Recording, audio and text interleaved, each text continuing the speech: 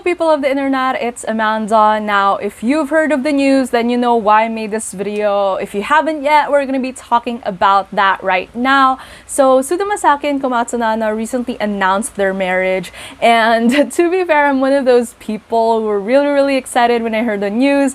They're definitely one of those real-to-real couples that a lot of people are just happy to hear about. When the news of their cohabiting came out first, I know that a lot of people were pretty excited as to where they're taking the relationship, and then this thing happened and everyone was just really thrilled. Their chemistry was first seen in Drowning Love or Oboreru Knife, which we'll be discussing in today's video, and they reunited recently in a film titled Ito. Now, I haven't seen it yet, but given the news, I'm even more excited to see that. I've seen the trailer of it. I feel like it's a really good film and I'm looking forward to checking that out. But for today's video, we're just going to be focusing on Drowning Love / Oboreru Knife. Now, this film is definitely one of those films where I know that a lot of J-drama fans found confusing. Like, it's a beautiful film. The chemistry of the cast is like really good, but it's just so confusing, and I have to agree, like, there's a certain draw to it, and that's a reason why I ended up, have been rewatching it from time to time whenever I have the time, and that's a reason why I also created a blog post about it, which we'll be discussing today. But overall, it's just a very confusing film. We'll never really know why things turned out the way they did, but that's one thing that I sort of like hope I can try to like give a little bit of clarity on, in case they're one of the people, including myself, who are also just kind of like confused about this film until now. But yeah, now to give you a brief background as to how we ended up here. Last year, February 28th, 2020, I made this blog post about this. I thought that by maintaining a blog, whenever I'm lazy to like film a video about a drama or a film, I would just dump it all here. But I realized that I am more comfortable making videos whenever I want to talk about something. So yeah, this blog just sort of like, I just stopped updating it. But one of the blog posts that I did was an ending explanation as well as a review and analysis of Drowning Love / Oboreru Knife, just based on my own understanding of its themes, and that's what I'll be reading through today. Now, I discussed a lot of details in this one, so I'm gonna take a little bit of like a lazy route and just gonna read through some parts of this to be able to like discuss it in today's video. So we're going a little bit like laid back here and stuff, but I really don't want to miss out on any details that I've talked about in this particular blog post, and so thus why we're gonna do this. So with that said, let's just get to it. First one I started with is the yin and yang of Natsume and Ko, which is the characters played by Komatsu and Suda Masaki. Now, I feel like there's a certain parallelism between them visually in a way, because there's Komatsu Nana's well-defined features, there's certain boldness and darkness, literal like darkness in terms of her physicality, from her fringe to her eyes. They're just very I don't know, like there's just something so strong and striking about her features, especially when she's wearing black clothes and just contrasting it with her like really strong fringe and everything like that. So her visuals is just really strong in terms of associating with the color black. Whereas for Suda, on the other hand, for this particular film, his Ko has this ethereal platinum blonde look that definitely contrasts Nana's look visually, and it provides great visual contrast whenever they're on screen together. But aside from this, it also mirrored their characters' personalities. So Ko was portrayed as free-spirited and otherworldly, given that a lot of the locals feel like, there's a certain weirdness going on with him. But then at the same time, he's also not really as free or carefree as other people think, mainly because his family's prestige, which has been talked about over and over in the plot, has been mentioned, and it shows that he's tied to the history of the town. So even if he wants to, there's a huge expectation of him not to leave because of that certain prestige, and it's sort of like it's implied that he's only free based on people's perceptions, but his reality isn't exactly like that at all. Now that contrasts Natsume's character, because Natsume has always been put on the pedestal with, you know, how beautiful she is. She like modeling, but she doesn't really like it for herself, but mainly for attention and the attention that it's been getting her. But in reality, it's something that she has a choice over. So she can choose not to go back to modeling. She can choose to leave that kind of lifestyle. She has the choice whether she wants to pursue it or not, which is definitely a huge contrast between, you know, Ko's character, where people see it as, people cage Natsume in this image that they had in their head, given her beauty and everything like that. But in reality, she's a lot more free than Ko is, in terms of being tied to a certain place or a certain decision or a certain legacy or a certain prestige. So both characters are either caged by their circumstance or their own choices, and these translated to their recklessness to challenge what was rumored to be the quote-unquote holy place where they met. It showed their wanting to become more than just who they are perceived by people, and they found this challenge within each other. It was like they were seeing the other person beyond what other people are seeing, and therefore that gave them this level of attraction, like why they were drawn to each other in the first place. In the tropes, if we're going to attach a trope, I feel like they became each other's manic pixie dreams, in a way that they fell in love with the idea of the person because they want to be that person in a way. It's not really falling in love with who that person is, but rather falling in love with how ideal they see that person because that's who they want to be. Like one of them wants to be fleeting, aka Ko, and the other wants to find their place in the world, which is for Natsume. Then yeah, so that's the first part of my analysis in terms of their character dynamics. Now, next part is in terms of the role of water and the elements when it comes to the storyline. Now, I noticed that in the most pivotal moments in the film, water played a huge role in terms of their relationship, or it's always present whenever something is happening between Natsume and Ko. It's there, but I don't think a lot of people notice it because it's not like in your face. It just so happens that I noticed that water is always there whenever something's happening between them. So the first one would be whether it be like when they met by the sea in the Shinto shrine, the stream where they had their first kiss. So they were running around a stream and they were like chasing each other in the stream when they had their first kiss.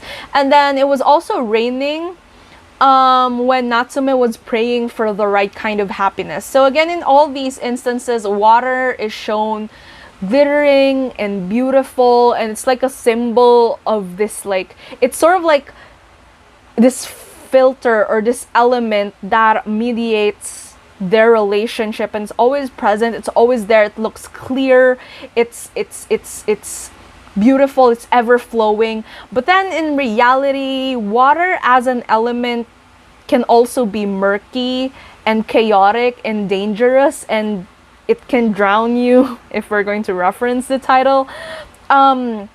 And it definitely mirrors the reality of Natsume and Ko, who see each other in this otherworldly manner, to the point that they're sort of like worshipping each other, without really understanding the underlying dangers or underlying darkness that lies with the other person. You know, it's like again, they mirror water in a way that they only see it on the surface level without actually realizing how dangerous it would be if it goes out of control. They both described each other as kagayaki or kirakira, which both mean shining. And it's very similar to the sparkling waves of the sea or the calmness of the streams whenever something happens during their relationship, when in reality they are both drowning with people's expectations, perceptions, and their own consuming emotions that neither recognize because they're too busy patronizing each other and worshiping each other because they feel like the other person is their ideal self or ideal person in a way.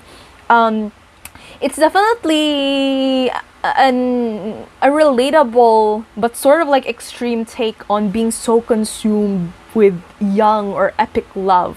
And again, it's not necessarily safe, but it usually does happen when, you know, it's young love and you get overwhelmed by this like feeling of falling in love and just drowning in that person's presence, again in reference to the title of the film. Now, the movie also played heavy on the idea of faith and destiny as set by the gods, to the point that it can also be theorized that these two were made to meet. If we're going with the whole like if we're definitely reaching and tapping also into the idea that, you know, they keep on saying that it's the gods, we were cursed by the gods, we were made to meet by the gods. It's symbolized by their matching bracelets. It can also be said that the god of the sea is overseeing their faith and their love story, and that's why it was inevitable. The water was always present whenever something between the relationship is happening.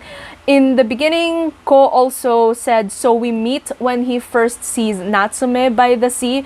So it was like he was waiting for her to come, and again that adds to the like another level of like theory into this film, as to, you know, if there's also that idea of, you know, the gods wanting them to meet and to them to like learn from each other through this experience, blah blah blah.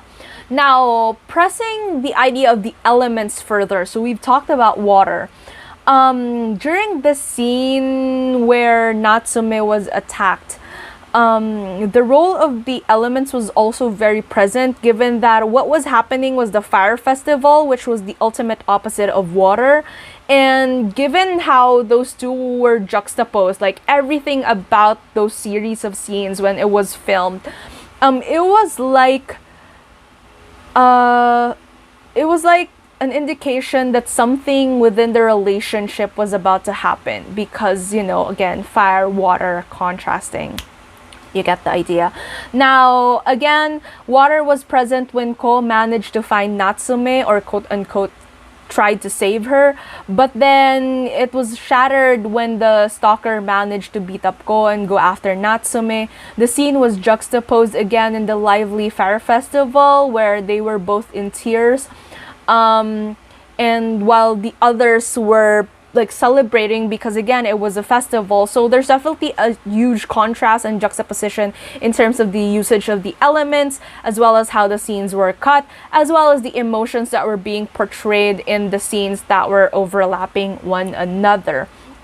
So again, it was emphasizing that point where it was supposed to be the moment where they should have been disillusioned with this grand idea that they have of each other. But then what it did was it reinforced more of what they think of each other. Like, they feel like the experience that happened even made the other person a lot more ideal or a lot more worthy to be worshipped. It's just that their perception of self was the one that changed during these series of scenes, in a way that they no longer saw themselves fit to be with the other person that they quote unquote worship. And that's a reason why they had a fallout, because not because they felt like the other person was corrupted anymore, or that the other it was sort of like, instead of resentment, it was really more of the idea that they felt like they couldn't be with the other person anymore because they don't fit them anymore. They're not worthy anymore. And again, it falls into this idea of them overly like looking at each other in a very different light, to the point that, you know, it feels like they're worshiping each other rather than falling, they just naturally loving each other. Now, moving on to the next theme, which is the knife, the fire, and the promise. Now, one thing that I don't like about this film, aside from the fact that it is confusing, is how it usually creates, like, there's this conflict that happens that is usually pretty common when it comes to like other J movies and J dramas, where something happens to the main female character and that's sort of like used as a plot device to create character development for some of the characters. The female character gets attacked or anything. I'm not a huge fan of that particular take, but I feel like one of the things that, so it also sort of like happened in this film, but then at the same time there's this also portrayal of how that kind of like trauma and negative societal expectation victims go through feels very raw, and there's a certain truth or pain of not being able to share that burden with a person that you cherish or a person that you love, given that, you know, it also affects how you see yourself, and that is something that you take along with you for a long while, and it's just hard to just talk about it in general. And I think that's where Ko's knife comes in. This movie is full of symbols, like a lot of symbols, and I think for this one, the knife represents Ko's burden of not being able to protect Natsume. He ran with dangerous crowds, waving around the knife like a literal knife, but he was never using it. It was showing both the intent and the motivation, but not actually having the strength to use it. I think it was representative of his promise to protect Natsume, but it didn't happen. Like, again, it's very similar to how in The Fault in Our Stars, where you put the killing thing between your lips, but you never give it the power to kill you. I think it's the same dynamic, where he has a weapon, but he wasn't able to like use it during the moment that he needed to use it, and I think that was what the knife symbolized. It was Natsume found it ridiculous that Ko was carrying such an object around, continuously insisting that she was waiting for him all this time. Both of them are trying to cope with the situation in their own manner, in a way that they felt like it's the best for the other person to heal, but in a way that never really happened for both of them until they acknowledged it. And when Ko surrenders the knife to Natsume, it was a show of resignation that no matter what he does and what she believes, he was never the answer to take away her pain. In this moment, neither of them are disillusioned of their perceptions of each other, and it reaches the point of how blind and idealistic their love was being portrayed. In the sequence, it was evident that water no longer connected the two of them. So if you remember earlier, all of the scenes that has something to do with their relationship, water was present. After the incident with the fire festival, none of that happened anymore. So I feel like, again, the choice of water in the earlier parts of the film was necessary, because later on it also symbolizes that they're no longer connected as they were in the initial part of their relationship. Now we see them cross paths again was when during the next fire festival, so things go full circle. It was kind of unclear actually what exactly happened in that part. Like, this was definitely the most confusing part of the narrative, I believe, because we never really find out what exactly happened in that moment. So I had to turn on my lights because the lighting outside is like the sun is already setting. So anyways, so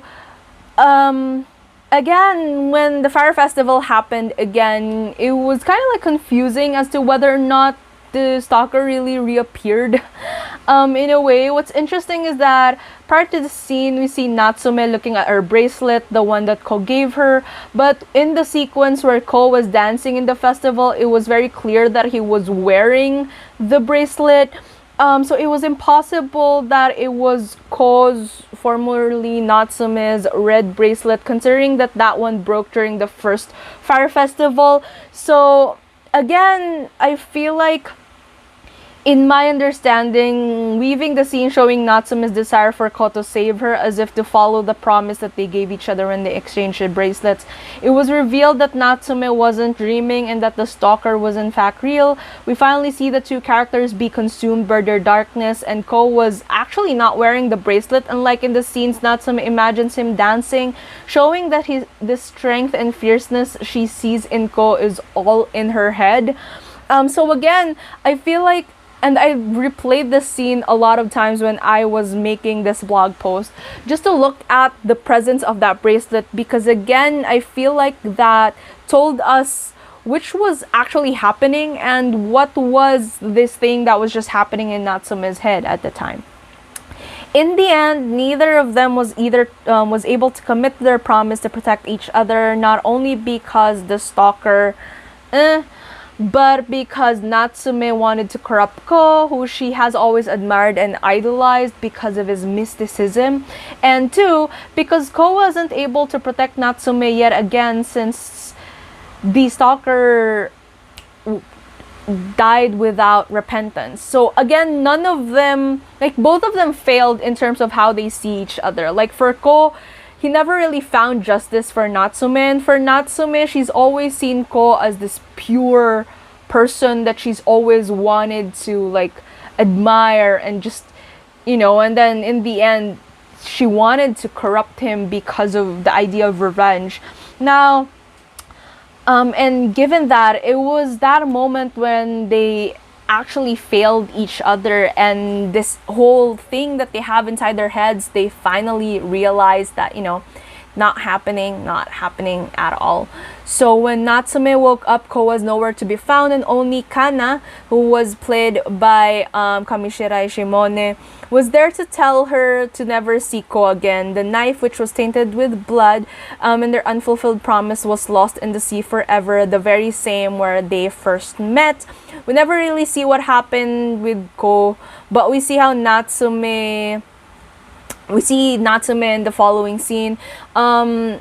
It was like the knives finally severed the ties that bound them together. So when that knife, aka the burden that both of them, or at least what Ko was carrying, was lost in sea yet again, it was like finally this entire thing of them, the water watching over the relationship, blah blah blah, was finally put to a close. Like that chapter was put to a close. In the end, we see Natsume has finally found her place. It was unclear whether or not she was really happy, given that, she became an actress and everything like that. But it definitely gave her a sense of freedom and finality, and that in the end, it was full of wistfulness and hopefulness as we see the water again. However, the perspective changed from when they were riding along the sea versus when they were riding above it. So in the past scenes, they were usually in contact with water whenever something happens, like the sea, the stream, when the rain was happening, etc. But now the sea was more of just, it's afar, and they were riding on the road above it. To me, I think it shows how far they've come away from that memory. It was more of like wishful thinking that is ever present when it comes to young love. It's like looking back at that experience that you've had in a bittersweet manner, and that they meant something to each other, and that they wouldn't be where they are now if they didn't meet at the sea. So for me, that ending, they never really ended up together. It was more of like Natsume looking back, and I feel like, again, the clue for that would be the water. Like, they weren't totally in contact with the water. It was like the water was a bystander while they were riding while they were riding together on the road. So yeah. Now another thing that I want to point out would be the role of Kana and Otomo. So Otomo was played by Shige in this film, and then despite them being supporting characters, I feel like they also had symbolic roles to play in this film. So Otomo represents the easy kind of love, one more fitting of like youthfulness and romance. It's almost naive the way that he wants to be there for Natsume's character. And for Kana, on the other hand, it represents growth and maturity and understanding that love, while all-consuming, should not be dark and toxic and unhealthy. So I think both these characters they started out as onlookers to the budding romance, but then Kana played a more active role at first, pushing the idea that Ko and Natsume should be together. However, ultimately, she also had the last word that marked the end of Ko and Natsume's relationship. So again, I feel like that symbolized the idea of growth in terms of how we interpret the relationship of the two. Meanwhile, Otomo represented choosing your own path, whether it be to stay in a small town or go back to Tokyo, whether Natsume was truly beautiful beyond her physicality, or whether or not you can recover from a deep love by choosing an easy one. So again, Otomo was the easy choice because everything about him was just nothing heavy. Like, it made it easy for you to fall in love with him. It's just that Natsume was so consumed by this idea of Ko and this depth in him that she couldn't understand, and she craved for that. And yeah, now these two representative the more realistic options that was more for the viewer to recognize than the actual subjects of the narrative, that they were the solution to that kind of love. But ultimately, it is only up to the people within the relationship to decide what will become of them, much resonating the realities of those who are deeply and madly in love. Now, there are other interpretations that can be said about this film. Obviously, like, I feel like, again, the film is very confusing. It's hard to come up with any clear conclusions or any clear assumptions about the narrative, because again, it can't just be made that way just to confuse people. It's the film's art. It's just me trying to make sense of my own experience of it, and I saw that a lot of people have their their own interpretations of what the film is about. This is mine. So yeah.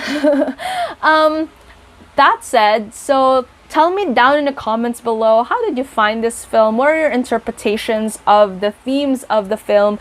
Do you have any like specific thoughts about this film as well that you would want to like point out or anything like that? So let me know down in the comments below. If you like this video, please give it a thumbs up. If you're new to my channel, if you want to hear more from me, please hit subscribe. Thank you so much for watching this video, and again, congratulations to Suda and Nana. I'm really happy for them, and yeah, I'll be seeing you again soon in a new video. Bye.